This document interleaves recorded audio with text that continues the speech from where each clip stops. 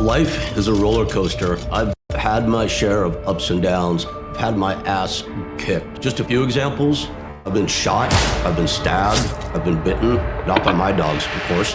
2 3-year-long illnesses, both times pronounced terminally ill. One was stage 4 lung cancer, and then part and parcel of that, I created so much that came with it. Homelessness, severe drug addiction, horrible depression, isolating myself from everybody I know and love, and going through it all alone, except, of course, for my beloved pit bulls. They've kept me alive. It's been a wild and crazy ride, but honestly, it's been one hell of a blessing. My friends, my dear friends, the WWE superstars, UFC icons and legends, the leaders of the Hells Angels, the Navy SEALs, spiritual leaders, movie producers, musicians, they say I've used up my 9th life, but I know that I have one more left, and it's gonna be the best one yet. Life's simple these days. It's just me and my pups and doing the best I can for myself, for my dogs, of course, and for as many people as I can. Part of that is I love doing my podcasts. I'm told they're equal parts inspiration and entertainment. It makes me feel like I get a chance to give something back. So my greatest hope and my biggest goal are one and the same, to take all these ups and downs and combine these experiences into something that looks like hope, strength, maybe even a little bit of wisdom. It'll all be in my book, Little Big Man, and that drops later this year. Until then, please join me on my YouTube channel at Rick Bassman, and please subscribe or listen on your very favorite podcast platform. 3 new podcasts every week, 1 each of the Cancer Warriors, the Pitbull Podcast, and Talking Tough. Hey, it's Rick Bassman here for a special episode of the Cancer Warriors podcast.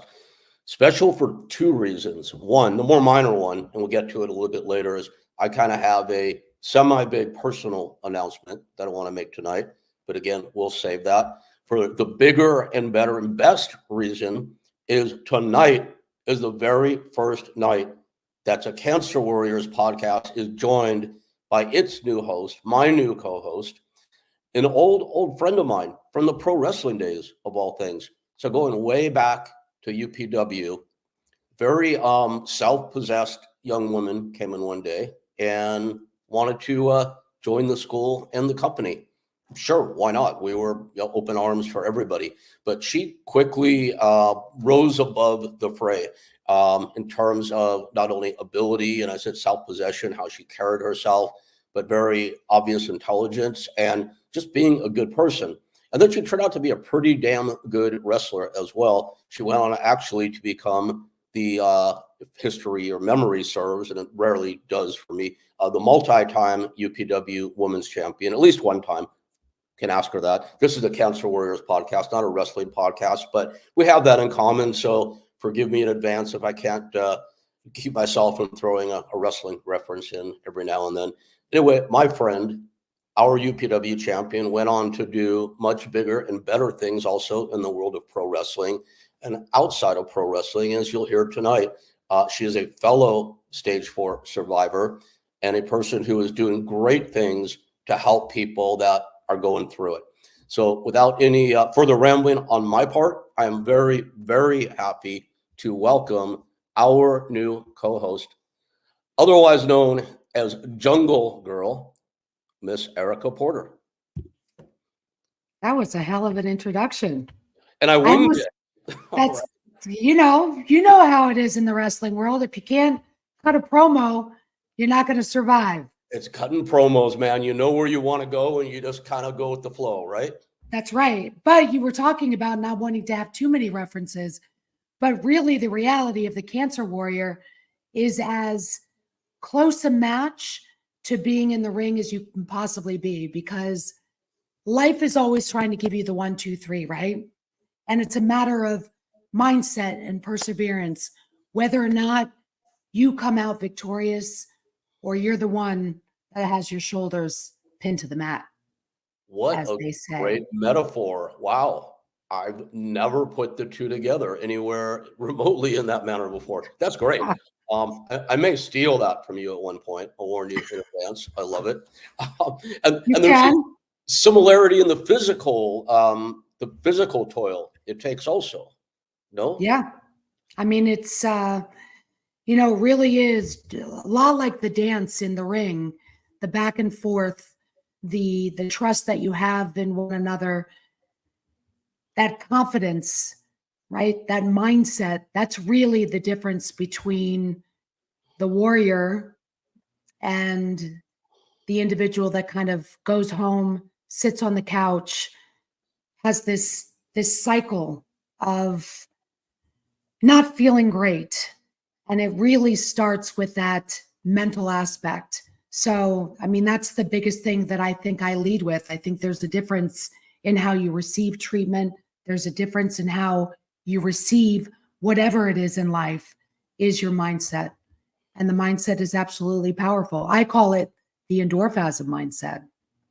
And we're going to hear all about that because that is your nonprofit foundation, the Yep. Endorphasm Foundation. But first, before we get to that, tell us. I know the following, of course, and I want to hear it again. Absolutely want to, but please tell our listeners, our viewers out there, a little bit about your experience with the Big C. What's your cancer story? So actually, funny enough, I had just finished taping with Wow. We had tapings in December of 2019, and I was kind of feeling a little off. Wow, Women of Wrestling. Wow, Women of Wrestling. So otherwise known as Wow Superheroes. But so in that December taping, I was feeling a little off. I ignored it, ignored it, ignored it.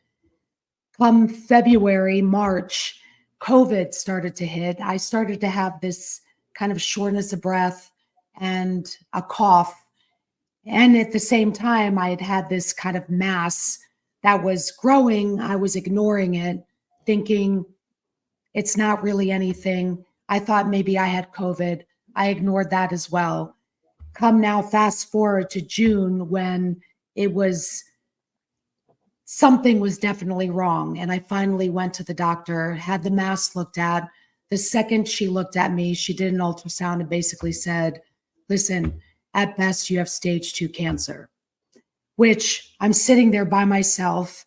Masks are on. I mean, I could tell as soon as she had done the ultrasound, just looking at her face change.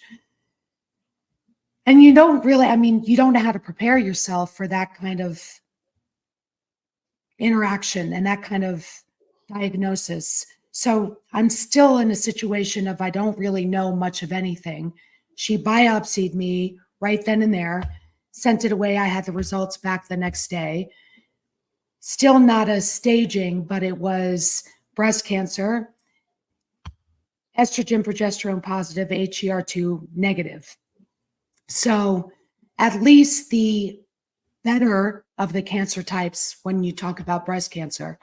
So it wasn't until I had gone and I met with the oncologist and said, hey, listen, I'm having shortness of breath. I have this cough. I don't know if it's anything, but it might be something. So he said, well, listen, we'll do a CT. If it's anything, then we'll just kind of restage and redo the treatment options. So the next day I received a call and he said it is spread to your lungs. So instead of a stage 2, it's now a stage 4. As it's distant, it's reached another organ. So we reevaluated the treatment plan and I started chemo right away. While I was doing chemo, I was on round 8 and I started to have excruciating pain in my lower back. Now, I'm a fitness professional. I've been a fitness professional for 30 plus years. And so I know when there's injury and I know when it's not injury.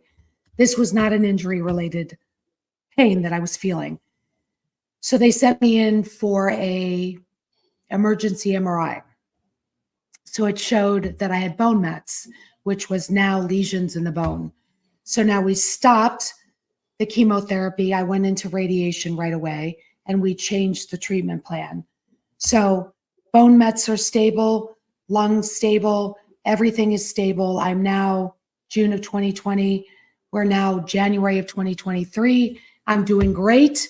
The last time we spoke, I was having trouble talking, but It's not related to the cancer. So it's been this ongoing laryngitis thing, which is crushing me because I like to talk a lot, but that's where I'm at. So again, I'll get back to, through the diagnosis, people ask me, are you mad? Are you sad? Are you angry? What's going on? And for me, I feel, here's the mindset. I feel like I have a powerful position and I have the ability as someone who is living with cancer to deliver a really powerful message. And that is the power to move through cancer. And that gets into what the Endorphism Foundation is all about. So am I sad? No. I actually think who better than me to deliver this powerful message and to be the voice and the poster child for what the narrative should be. Cancer is part of my story, but it is not my entire story. And so I think that's a really, really powerful message. Yeah, does not define who you are by any means. I think it's a great message to have and a great position to be in. And I can tell with you, it's very, very genuine.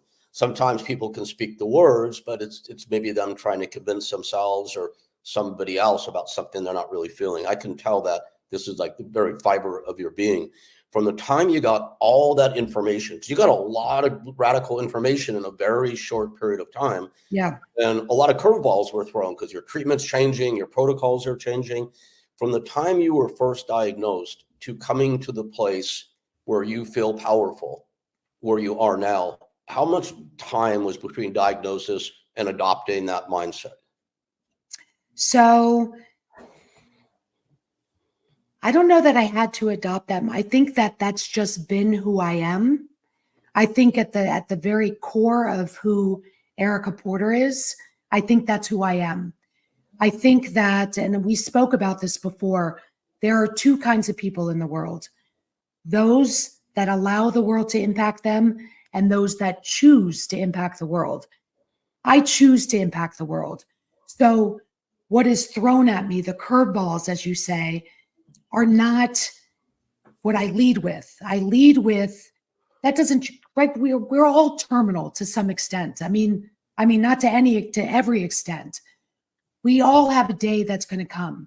We're not stamped with an expiration date on the bottom of our foot that says, okay, on January 24th, 2023, that's it. You're exiting this planet. We all have an exit day. We don't know what it's going to be. So you have a decision to make. Am I either living or am I dying? And a diagnosis should not change that. When you look at your life, and I try to back into life, I look at, if I wrote my obituary, how do I want to be remembered?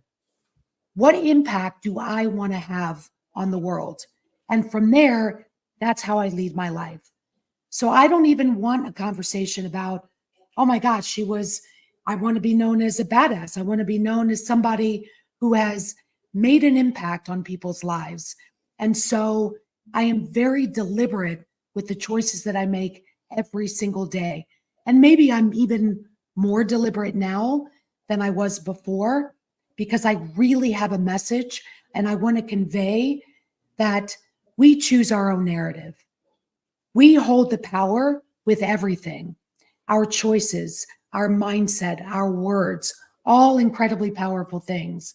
And I'm in a position where I really feel through the experiences that I've had in life, and not just this one, but this one's a big one, to say, hey, listen, even when life is trying to pin your shoulders to the mat, you still have an option. There's always a way to get out of that pin. There's always the mindset that can overcome any obstacle. And that's the most powerful piece of all of it. Absolutely. And I want to bolster this. So beautifully said, and there's no way I could improve on that, but I want to speak for a moment and repeat what you said in a bit of a different voice. Sure. Anybody out there listening right now who may be in it, I don't like to say in the war, in the battle, because it kind of has the wrong connotation to it, but you know what I mean when I say it, obviously. So let's say anyone who's in the battle right now that does not have your mindset, which I dare say would unfortunately be a lot of people. That was me, God knows. They've got to be going, wow, oh my God, that's amazing. I could never do that. I could never be like that. I was one of those people, and I want to talk a little bit about that. But I'm here to say that anybody out there who listened and heard what Erica said, that admire that and don't think that can be you, you're wrong. And I'm saying wrong because this is a good thing. Sure. Yeah. This is a good place to be wrong. Anybody and everybody, no matter where you are, no matter how sick your circumstances, you have the ability to change your mindset. That is the one thing you control more than anything else. And I'm guessing you and I will probably spend some time, not only on this episode, but all episodes, maybe guiding people a little bit how to do that, offering suggestions.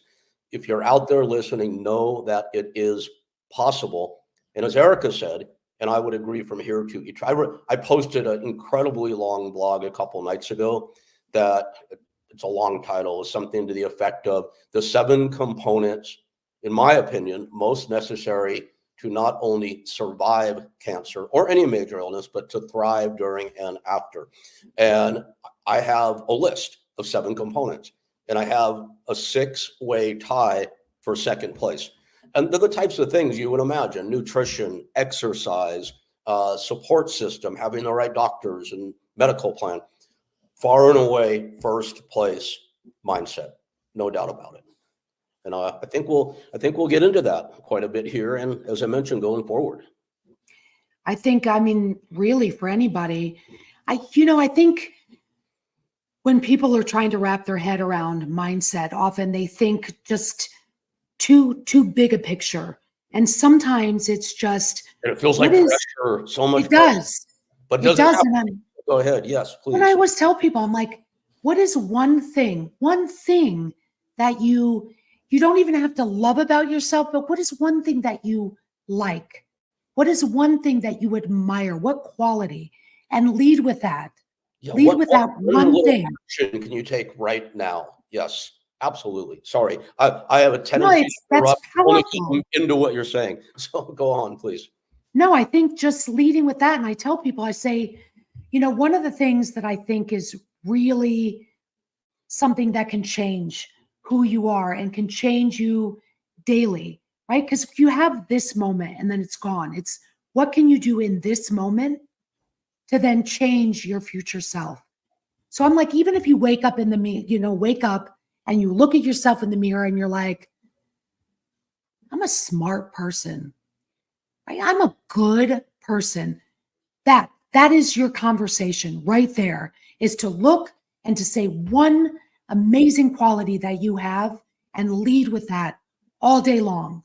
And it's really difficult to be discouraged if you can lead with that lead with that one positive thing about yourself. Whether it's I'm kind, I'm loving, I'm caring. Those are amazing attributes. Lead with that. And forget about that's the one thing you can control. So control the controllables, and the things that you feel out of control, we'll address them at a different time. But let's focus on something that you can control. I agreed completely. And I would couple that with, and you're 100% right, I would couple that with what action can you take? Because you and I both, what's one little thing, 2, 3 little things, up until the point maybe you start to feel a little overwhelmed today. The trick, I think, for a lot of people is, where do I start? Right. And, I suggest things that anybody can possibly do. Like, here's one thing I suggest. Let's get into some ideas. All right. One thing I suggest not to do is take a month off from the news. Not just CNN, not just Fox, but both of them and everything else that goes with it. I mean, there are studies, so you'll be apathetic. You won't know what's happening in the political spectrum or around the world for a month. I think we could all survive without that. There's studies about what the consumption of news and violent programming, negative programming, does to the psyche and to the brain. That's something anybody could do immediately. Well, I need to watch something. Great. Go to YouTube and search positive or meditation for positive mindset.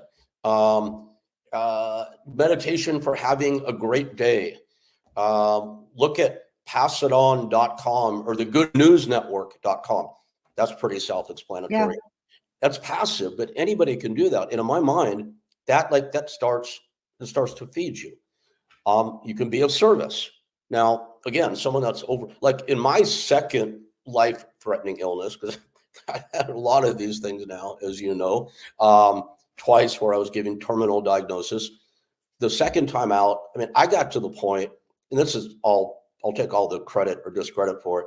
I got to the point where I was homeless, depressed, isolated, and drug addicted all at the same time, on top of the illness that I had.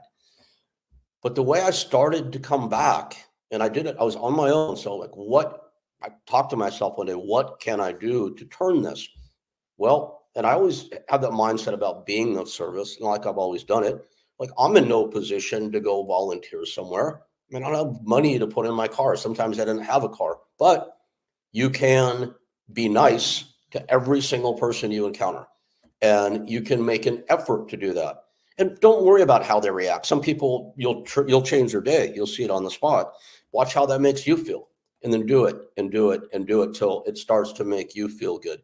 That might sound a little simplistic or a little pedestrian, but I try to come up, because I get asked a lot, what can I do? And I come up with things that anybody can do, no matter what their resources or lack of resources are at any given time. Simplicity is golden.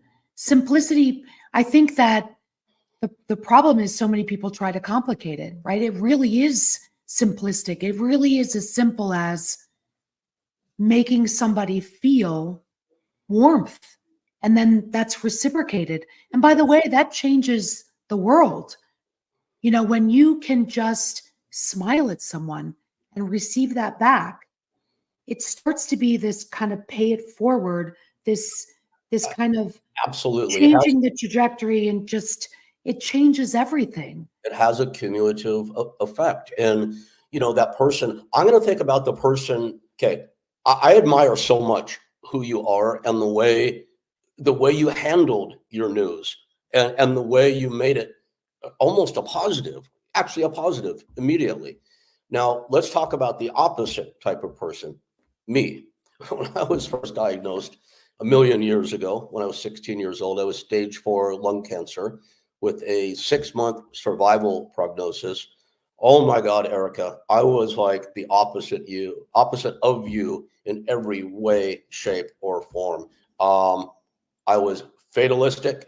I was mad. I was sad. All the things you were talking about Right. at the beginning of this podcast. I was probably not a very pleasant person to be around.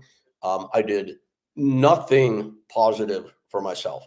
I lived on McDonald's. I probably watched every bad movie there was to watch. I didn't know any better. You know, I was a Right. teenage boy, and this was back in the days before like meditation was a cool thing, or really even known about. The Secret was a thing of the distant future. But oh my God, it's like I did everything wrong. And I also didn't have a mindset to even think about trying to find out what was right or what could be helpful.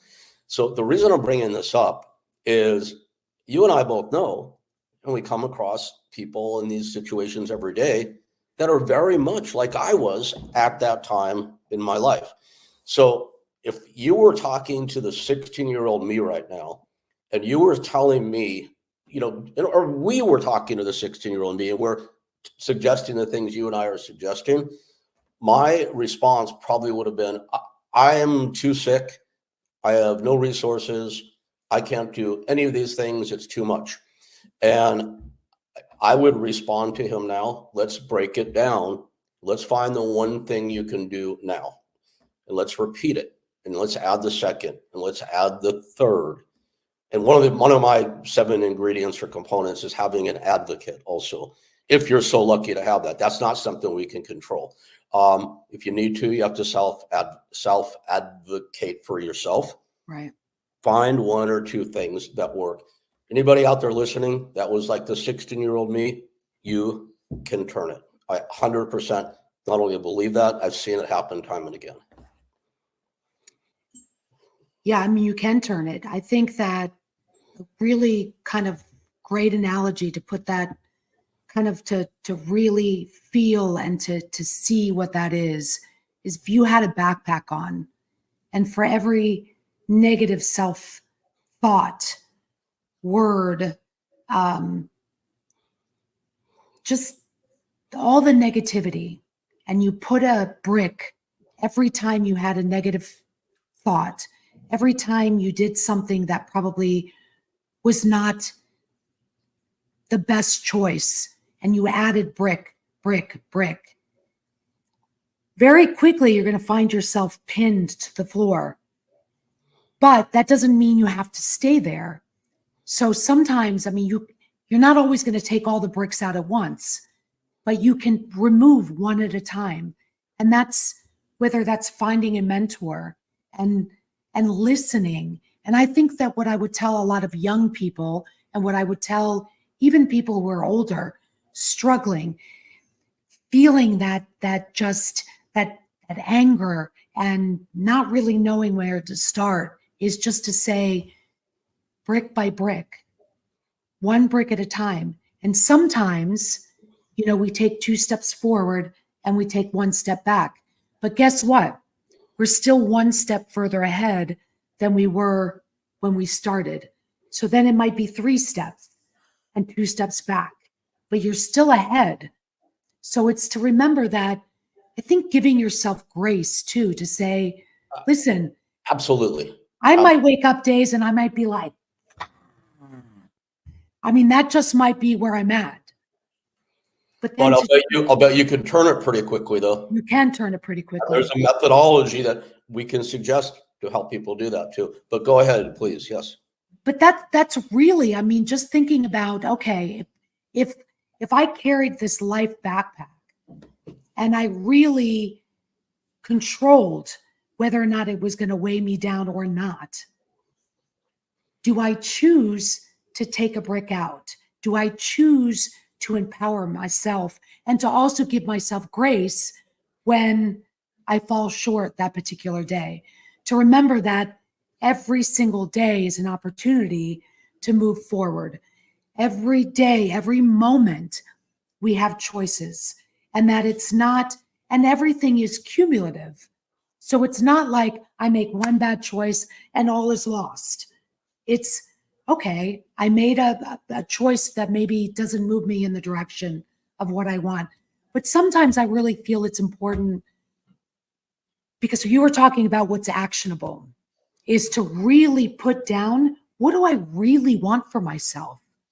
What do I truly desire? And there's 3 steps. It's desire, action, focus. What do I truly desire? Define it, say it out loud, write it on paper, whether that's, I want to have a more positive attitude. What are the actions that are necessary to get it? Write them down. Like, write, what do I need to do in order to achieve that? And then the focus is where most people kind of lose it. The focus is, even when I don't feel like doing it, I do it anyway. It's like exercising a muscle in the gym. Yes. Absolutely. What I want is the most important thing. But to remember that even in that process, we have to think of ourselves like children, right? Nobody came out of the womb like sprinting and getting it. We learned, we fell. And hopefully you had a parent that was like, you can get back up, take steps again. To remember, we are going to fall. But that's part of the beauty of being human. Okay. It's like you said, learning. Steps forward and steps back. I wrote in my book a few years ago, I remember this day well, I was writing about steps backwards and forwards. And at that time, my poor me list, homeless, depressed, drug addicted, and in pain, all that. I remember very clearly when I decided one day, after hearing, reading every now and then something positive or nourishing, or listening to something and hearing people say, you can make a change. I didn't have my mind on how I could do that, but I chose to believe it was possible. And I remember making that choice. I don't know how, but I believed. So I'm like, what can I start doing? And like, one very simple tool that I adopted, I don't know if I heard this somewhere or made it up myself, but I remember hearing that if you're sitting there, like you and I are sitting here right now, everybody else that's listening sitting there, standing, if they're on a bike, whatever they're doing, you could shut us off right now, have no stimulus in front of you at all, nothing going on around you, and you could be happy 10 seconds from now, or you could be sad 10 seconds from now, or have any other variety of emotions, angry, giddy, whatever it might be, by what you choose to let into your brain. And that's a pretty powerful statement when you really think about it. I mean, if you're not in the midst of fight or flight, if you don't have the proverbial saber-toothed tiger chasing you, you have a choice what thought to adopt at any moment. And this tool, again, that I don't know if I made up or heard, was I got into the practice of flexing a certain muscle. And it was this: when a negative thought started to enter my brain, I told myself, sometimes out loud, stop. That was it. Stop! Exclamation point. Part two, take a deep breath. I mean, you know how many people go through an entire day probably without taking a deep breath? I think that might have been my first one today that I just took. Stop, take a deep breath, and say to yourself consciously, now that I stopped that thought, I'm going to replace it with a positive one. To me, that's like a really elementary step anybody can do at any moment to start to turn stuff. And as I wrote in my book, I referenced a few minutes ago, I remember when I was that homeless, depressed stuff, I looked at my life as every day taking 9 steps forward. I'm sorry, 2 steps forward, 9 steps back, 3 steps forward, 14 steps back. And then I started to stop, replace it with the positive thought, take a small action. And Erica, I swear, a year or so later, I remember one day going, oh my God, I had net positive steps today. And that was like the first day in forever, it seemed like. And it wasn't like even that my outward circumstances had changed that much. They started to change, I think, because of the action. Sure. But they changed because of my thoughts. Then the outside circumstances changed, and my attitude got more positive as I continued to flex those muscles. Then the circumstances got better and better. And look at me now, wealthy and good looking. See, who would have known? There you go. I know, right? Anyway, oh gosh. Yeah, so I have some news for you. So I have stage 1 brain cancer. And I just got this news about 8 weeks ago. And you might say, well, why don't you know? And I don't want to get into much of a ramble, and please jump in and save me at any moment. But I don't know the exact date I got the diagnosis. I don't know the exact date if I don't consult my calendar when my next MRI is, because I've chosen not to memorize these dates and focus on these things. And it's part of like, I'll do it when the time comes and I'll make sure I'm ready for it. But I'm not giving the diagnosis power, if that makes any sense. And Erica, like I said, 40 years ago, when I was stage 4 lung cancer, and I was the world's worst patient, or one of them. And then 2013 to 2016, when I had my second life-threatening terminal illness, it wasn't cancer related, but it was a 3-year run, just like my first one was. It's not that I was a good patient or a bad patient. It's just like I was a mess circumstantially. And then things started to change, and I started this podcast. And on this podcast, the Cancer Warriors talk about, and I've said so many times, like, it's speaking with a guest like you, who really, in my opinion, has it together, has the right attitude, had that from the beginning of their diagnosis or close to the beginning. I'm like, yeah, I always wonder if I were ever, God forbid, diagnosed with something again, how I would treat it. But I have to believe I would treat it the way I talk about it now, and my guests talk about it now on this podcast. So I was diagnosed about 8 weeks ago. And one of my first thoughts, and part of my language, was, well, Rick, you better fucking practice what you've been preaching, buddy. And here we are. Anyway, that's my announcement for the day. Fun. Well, but I will tell you something that's really, really interesting, because you talked about, I'm not going to give power to the cancer and knowing the date. That is something that lives very vividly in my mind, is the day. And maybe it was the circumstances that led up to it, I happened to go on a vacation with my family right before. It was that like ignorance is bliss. I didn't know anything. We just like lived like nothing was, everything was normal. And so that I think is part of the important piece, is that you have to continue your life and try to keep it as normal as possible, because otherwise then the disease has overrun your entire life. You let it And that's when you become consumed, especially if, I have scans every 3 months. I take chemo pills every single night. So if I don't maintain normalcy in my life, if I don't have purpose, and if I don't keep driving the way that I've always driven, then I lose. Then the disease becomes the centerpiece of my entire life. And that's a really dangerous kind of road to travel down, because then everything, you are consumed and you have this victim mentality.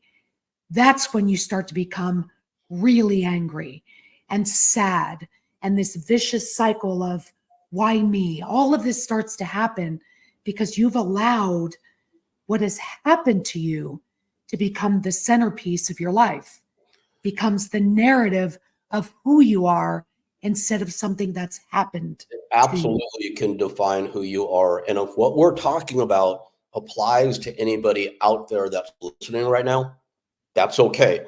Don't guilt yourself over it. And No, I know you'll agree with this. You can change. You can turn things around. Like, it's a bitch. I mean, it's a bitch being in it. I had a 6-week course of radiation, 5 days a week, and my hopefully final radiation. I don't know till my next MRI what's happening next, but the final one was 12 days ago. And I'm still like, the cumulative effects of the radiation are still mounting each day. yeah, And that's, you hear that about radiation, horrible analogy to bring up. And when we dropped the bomb in Japan, you heard about people getting sick 4 months later. It's how radiation works, to really, again, make things simplistic. And the side effects have not been super easy to deal with. But it's like, I'm having good days every single day. And my days are absolute net positives right now. Doesn't matter how bad my head's hurting. It's pretty bad headaches, or how dizzy I am, or how many times I throw up in a day. Sorry if that's too graphic, but that's part of it. I have done some focus on this, but here's what my focus has brought. My diet 10 weeks ago, a couple weeks before I started radiation, was not great. It wasn't terrible. By your standards, it was probably pretty bad. Erica, oh my God, if and I was like, it's funny how everybody seems to think I have this like perfect eating plan, but keep going. I would think you do, but you can correct that later as you're sneaking a bite of your Hostess Twinkie there, or whatever it might be, right? I'm actually drinking a delicious tea. Yeah, same here. Cheers. There you go. Cheers. Yes. But if you looked at my kitchen, like, I always thought, I'm educated to, I hate the word diet, nutrition. I'm educated to it. You hear about vegan, vegetarian, plant-based, gluten-free, dairy-free, sugar-free, right? I'm like, how in the world would you ever get your mind around all of that to make those changes, right? Right. And I'm sure, as you do know, assuming your diet's not perfect, like if you walked in my kitchen right now, you would see that I am vegan, plant-based, dairy-free, gluten-free, sugar-free, all changed. So, and I can feel the difference. Oh my God. So I'm like, I got this diagnosis, and God willing, I'll beat my third major illness. I'm not going to call it life-threatening, because I've not been given a life sentence with this one, and I'm not even going to say yet, because we don't know what's happening next. When I come out of this, I'm going to be like nutritionally in better shape than I was ever in my entire life.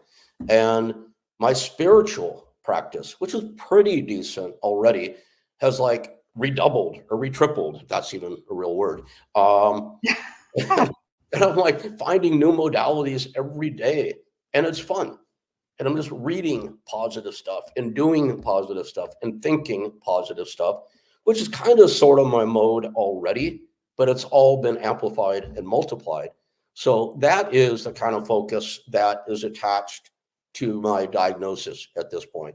So in my mind, this might sound really ridiculous, but in my mind, let me back up. I take a long time, to explain things.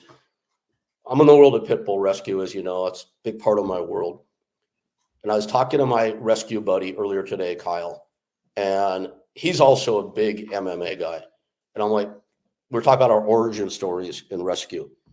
And I got into it when my dog Marley's, when I saw my dog Marley's crushed body pulled out of a trash bag by the animal control officer who scraped him off of the street. And it was like, yeah, right. It was one of the absolute worst moments. When was that? Sorry? When was that? 15 years ago. Wow. So, like I told Kyle today, because we were philosophizing with each other, us two like tough rescue guys. And I'm like, dude, if you were standing there at that moment and you said, when Marley's body was pulled out of that bag, you said, Rick, this is happening for a reason. Something good is going to come out of this. I'm like, Kyle, I would have kicked you right in your fucking head. Pardon my language, and I will cuss. But that's right. So will I. Right. It makes the point, right? And I'm talking to him today going, dude, I miss Marley. I'm sorry that ever happened. I feel like I let him down. But if that hadn't happened, I wouldn't have my 5 beautiful pit bull babies around me right now. I would not have my own nonprofit foundation, the Boy Dog Rescue Coalition. I wouldn't have met all these people who have become friends and mentors and students. I would have had a hand in saving thousands of pit bull type dogs over the years and finding my greatest passion in life. Well, the point of all this is it's like, I got diagnosed with brain cancer. People might go, oh my God. I'm like, it took me about a minute to go, okay, I'm not psyched about this, but what good can come out of this? And I'm already finding it. And I have to say, I'm pretty proud of myself. It's pretty awesome. I'm proud of you too, Rick. Thank you. Appreciate that. I think that there are always silver linings, you know, but you have to be willing to see them, you know. So I think opening your eyes and opening your heart is an important part of life, because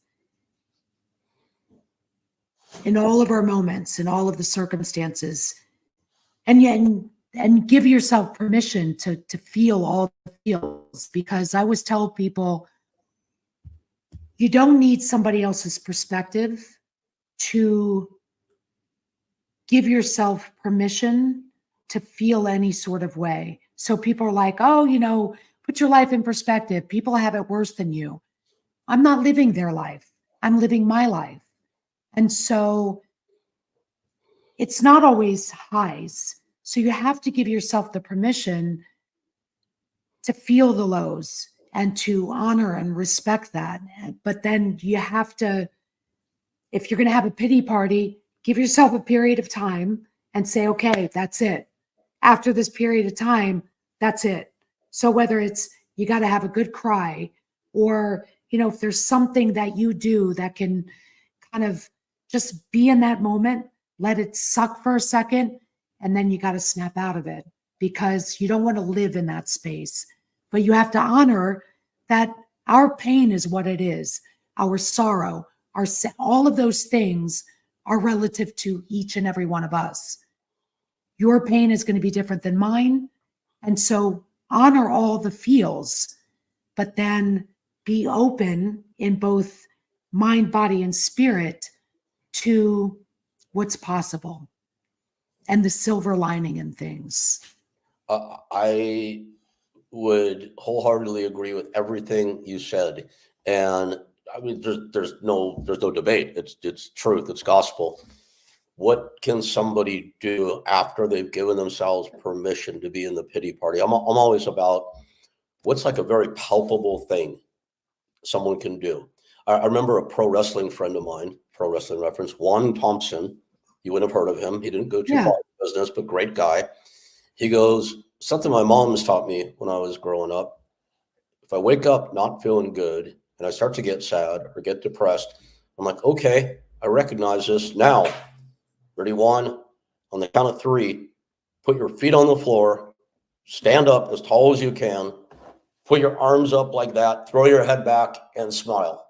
Okay, now restart. I think there's always something, right? And Yeah.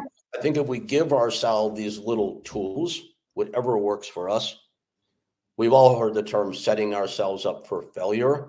It's so easy once you start to do it to set yourself up for success. Yeah. And you do, and it's a practice, right? Setting yourself up for success is not just something that happens. It is a practice. It is incredibly mindful and purposeful and deliberate. And I don't think if you talk to any person, and success is different for everybody, right? But each person in their level of success, it has been very deliberate and it has been mindful. And so you have to do that. It's, we were talking about simple things that you can do sometimes, listening to a podcast, something that kind of can change that mindset. And sometimes I will tell you, even when you are not in the mood to kind of absorb that, comedy, something that will make you laugh. Just even if you take 15 minutes and listen to some kind of comedy that you really like, I beg people when they're just laughing hysterically to try to be sad. It's really hard. That's great advice. It's really hard. Love that advice. And it's so true. And even if it's, if you can't concentrate, have it on in the background. I mean, Right. anything. It's like, here's another one. When you go to sleep at night, I want to challenge everybody to do this for a night or a week or forever would be better. Turn off the ringer on your phone. I mean, unless you're on call for something you have to be on call for. Right. Turn your ringer off. Put your phone on airplane mode. Turn your Wi-Fi off. First of all, let's not even get caught up in the science of what the waves are supposed to do in our brain when the cell phone's close to us. There's something in the back of our head that keeps us on edge or on pins and needles, wondering what text message or email or however we do our communication, Snapchat, Facebook, in my case, MySpace, whatever you do. Did you just say you use MySpace? I was being facetious. Okay. I wanted to see if you were paying attention to my endless rambles here. And you were. Thank you. But that was a test. I got it. I mean, turn all that shit off, and it frees your brain. And before you turn everything off, find that comedy that makes you laugh hysterically, audio. Find a super pod. I don't know if you're religious. Download something from a Christian, Joel Osteen. I don't know if you like a good dose of rah-rah. Download Tony Robbins. Whoever your choice is, right? Sure. I'm not endorsing either or talking negatively about it. Whatever your choice is. Listen to the Cancer Warrior podcast. Listen to that. Yes. But download it. That way you don't rely on your Wi-Fi connection for it. And when you get to bed, hit play. And if you fall asleep, great. It's entering your brain. There's a start for you. Yeah, that's good. It's good. There's so much. It's true. Well, the sad thing is, I think that, speaking of kind of social media and that kind of thing, I think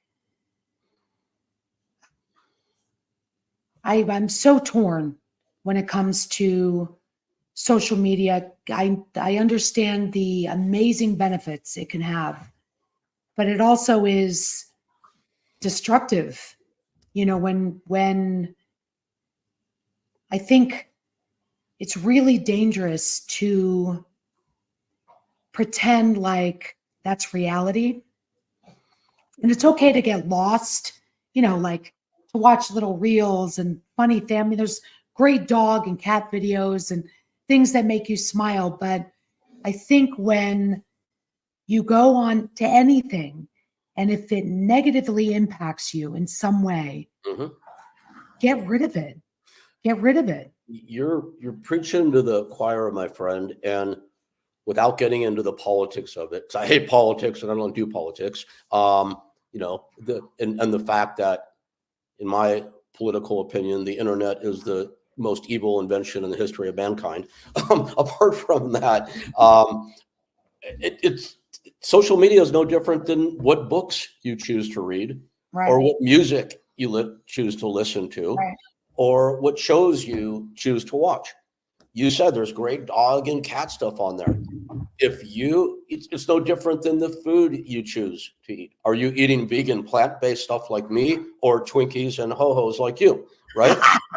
It's like it's all just based on your choice of what you expose yourself to, I think. And if you have the discipline to go onto Facebook and Snapchat and MySpace or whatever else is out there and read and look at dog and cat stuff all day Rick, long. I don't think MySpace even exists anymore. I don't think it does either.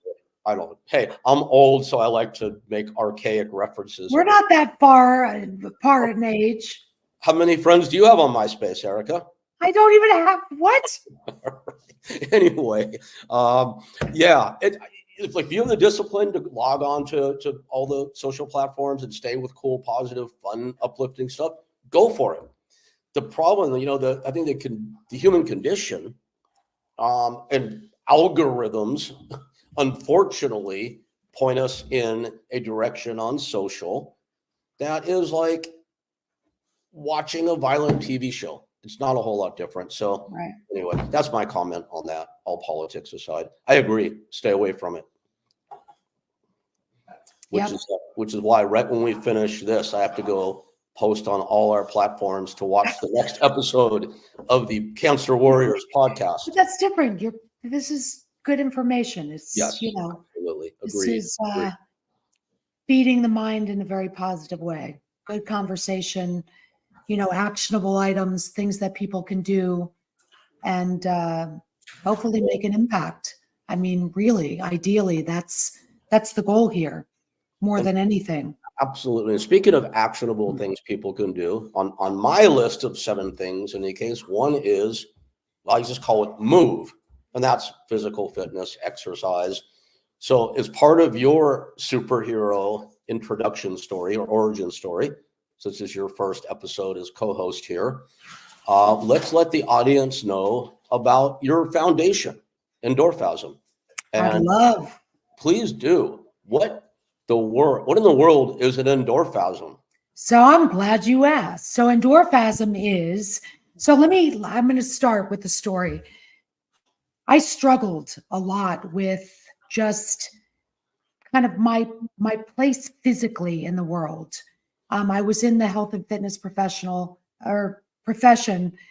and so much of it, especially in the late 80s, early 90s, was, and it still is. I mean, when we talk about fitness professionals, a lot of times our expectation is that they look a certain way. I happened to take a class. I was 24 years old, took a group fitness class from this ex-Navy SEAL guy at the Gold's Gym in where was it? In Manhattan Beach, California. This guy was no joke. So I walked in thinking, like, I'm in pretty good shape. I have never in my life felt just this overwhelming sense of, holy shit, my body just did that. It was the first time as a young adult woman that I didn't think about what I look like. I didn't think about what I had to cook. I didn't think about anything other than what my body had just done. There was a feeling, I was overwhelmed by this feeling of, I feel like an absolute badass. Everything that I think fitness and movement really is, it's about connecting to a feeling. So I went home and I told Carlo, who was my boyfriend at the time, now my life partner forever, I said, dude, I don't know what the hell I just experienced, but whatever that was, I want to feel that every day for the rest of my life. And not only that, now my personal training That's not my focus. I want people to feel what I felt that day. And I just kept going on and on and on about I felt this thing and I felt like a badass and I felt like, and I just kept going back to this feeling. So we were driving to Big Bear. I was going to go snowboarding for the first time. And I said, an endorphasm. He's like, what? I said, an endorphasm. What? An endorphasm. That's what I felt in that class that day. All the diarrhea of the mouth, like everything that was coming out of my mouth. That was the one word that captivated what I felt in that moment. So we defined it as the moment during movement that you feel all things are possible. And that changed my life, that moment. Love that. And that became my mission, is to change the narrative of what movement is supposed to be.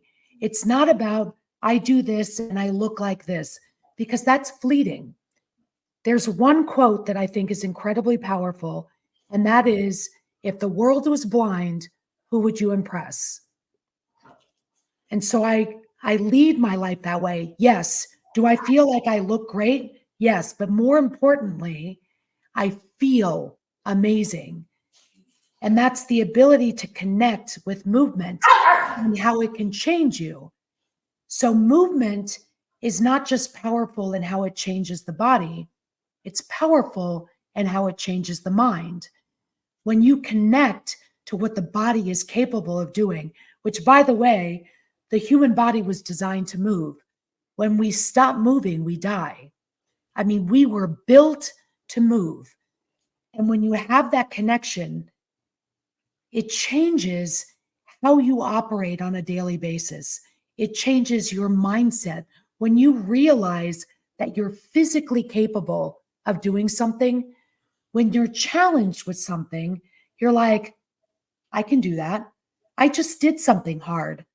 I know what I'm capable of doing. I can do that. And so when I got diagnosed, what I realized is we relinquish our control to the medical community. And we're praying, God, I hope they get this right. I hope that whatever treatment plan they put me on is the right one for me. That's going to help me live a long, happy life. There is an aspect of treatment that's ours to control, and that's self-care. Self-care is ours. That is something that nobody can deny us. And the medical community needs to start talking about how powerful movement is through a cancer diagnosis and beyond. So I founded the Endorphasm Foundation to empower individuals diagnosed with cancer to move through cancer and beyond, because it doesn't just change your physical well-being, it changes that mental, that emotional well-being. So the individual that wants to come home and goes through treatment and curl up in a ball, and that becomes their narrative, and they're tired and they don't feel like doing anything, and they get this victim mentality. It changes them in that it seems counterintuitive that the more you move, the more energy you will have. But that is the reality of it. And so the foundation, we have partnered with CETI, which is the Cancer Exercise Training Institute, which is, I mean, the pinnacle of what exercise oncology is.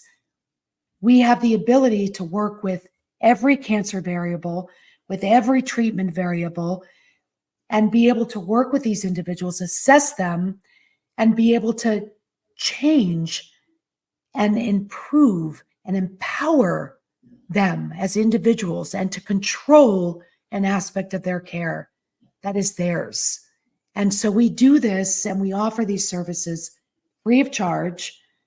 And that's the Endorphasm Foundation in a nutshell. So for any information, endorphasmfoundation.org, and the story's there, what we do is there.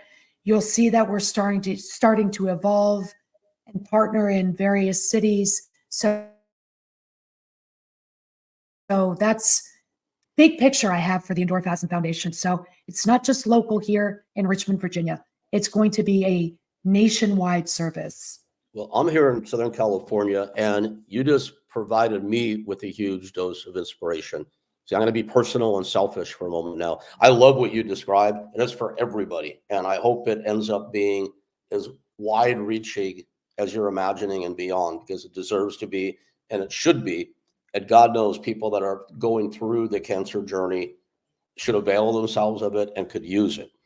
So I was telling you a while ago how proud I was of myself, pat myself on the back for what I'm doing nutritionally and spiritually.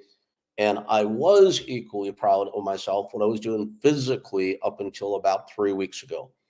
And I hate to admit, I kind of sort of adopted the attitude that, oh my God, this radiation is kicking my ass so badly, I just can't do anything anymore. And I haven't done anything for about 3 weeks. And I know that's not true. I know what's not true is that me telling myself I can't do anything. Right. You could do something, right?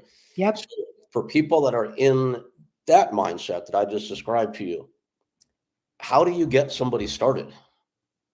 You have to start. And sometimes that's just baby steps. Sometimes that's just saying, okay, listen, you probably still have to run errands. And so I tell people, I'm like, if you can, as long as there's not a balance issue, as long as you're capable, is to maybe, if you have to go to the grocery store, park as far away as you can. And just those additional few steps into the grocery store and to do what you're doing makes a difference. It makes a difference. And movement is cumulative. So it's not like you have to think of, I've got to do 60 minutes. Otherwise it's worth, otherwise I might as well not do it. That's really not the case. So it's something where take breaks throughout the day. Get up, go outside if you're able to go outside. Walk to your mailbox if you're able to do that. Try to keep your life as normal as you possibly can. Run your errands, do those things as long as you're capable. Park a little bit further away. Ask a friend to go for a walk.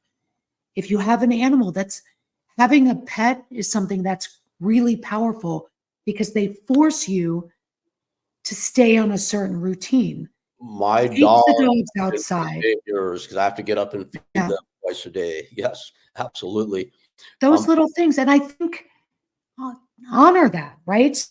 So appreciate even if it's just parking a little bit further away and it's 5 minutes, that is something. And you should embrace and you should honor that. 5 minutes is 5 minutes. There's always something you can do. Eric, There's always. I kind of feel like I was on the right track then because I was bragging to my friend about 3 weeks ago until I stopped. I'm like, I'm working out like 10 times a day. And they're like, well, how's that even possible? I go, because, normally I could do 50 push-ups, no problem, right? Right. It started to decrease. I'm like, one workout was 20 push-ups. Then another workout is I grab my 10-pound dumbbells. This from a guy who once bench presses on body weight 43 times. So I'm like, I grab my 10-pound dumbbells and just do 100 something, whatever it You weigh is. 20 pounds, Rick? I'm sorry? My So body what weight? do you weigh? 20 pounds? 25. But that's all right. No, I went at 135 pounds, which is one big plate on either side. I once bench pressed my body weight 43 times and I won that contest. But It's impressive. was another lifetime ago. But I was doing like these, and then I would like do 20 squats. There's a workout. So I was doing like 10, and I'm sorry, I forgot. Every podcast I do, I usually remember to say at one point during the podcast, we're going to be interrupted by an explosion of 5 pit bulls barking. I forgot to say it today, but here's the barking. So that's part of my blessing, are my 5 beautiful pit bulls. That's their affirmation saying, hey, Rick, guess what? You could probably do 5 push-ups. You got to get up from your seat, right? I'm like, anytime anybody is seated, when you go to standing, that's a squat. So do that 10 times. Get up and down from your chair 10 times. There are things that people can do every single day without overwhelming themselves, without having to say, oh my God, I got to do 60 minutes. 5 minutes is cool. That's great. 5 minutes today might become 7 minutes tomorrow, might become 10 minutes the next day, might become 30, 40, whatever it is. Just now, what can you do right now? Forget about what you're going to do tomorrow. Today, what are you going to do today? I was going to ask you to command me to do something, and you've done it. I got it. So, all right. I like to command people. I'm back on it. All right. Cool. Yeah, you got to dude, you got to do it. Done. Nobody's going to do it for you. It's happening. And guess what? You're going to feel amazing when you do. You really will. Either that, or I'll run straight to the bathroom and vomit for the ninth time today. But that's okay, because at least I've done my 10 squats, and that's good. That's all good. No, seriously, I mean that. I really do, and I appreciate that.